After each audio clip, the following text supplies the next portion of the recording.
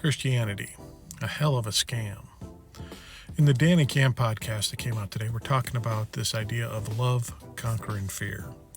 And in part of it, we're discussing the biblical concept of a perfect love casts out all fear, which, if you think about it, and just on a practical level, is true.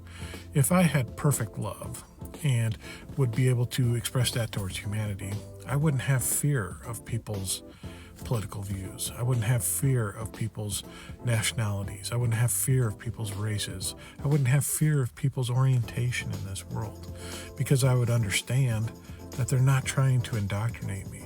They're not trying to force their beliefs on me at any time. That we're just trying to live and express ourselves how we experience this world.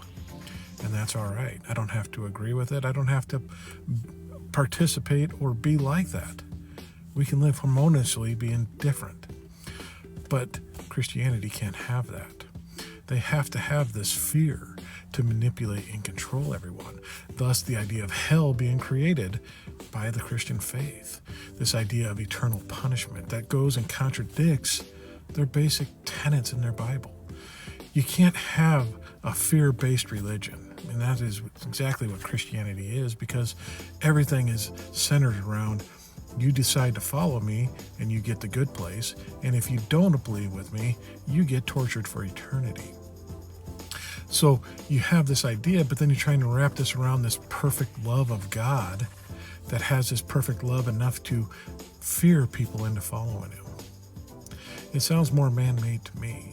And it's something that once we finally figured out that this concept of hell was pretty iffy in and of itself at the least, that it allowed us to start to deconstruct. When we started realizing that this fear that we had of what was going to happen to us if we started questioning, started looking outside the bubbles that we were in, when that was gone, it freed us up to do it all. So this idea of hell, this man-made concept, is only instilled just to control and manipulate people, to get them to bow down and fall in line. Because quite frankly, it doesn't agree with any of the other principles that their Savior, or any of the principles that their God, or what they want to describe as their God being.